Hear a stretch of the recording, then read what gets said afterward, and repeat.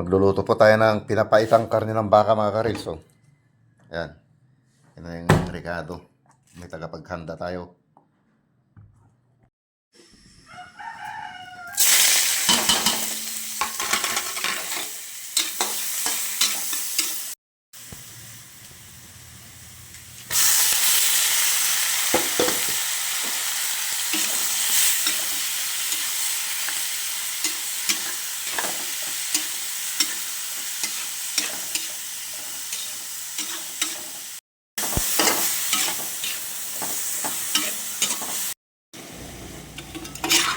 Lipat natin sa kabila para madaling maluto.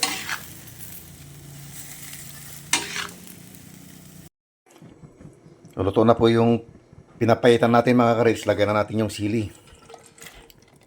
Yan ang pinapaitang karne ng baka.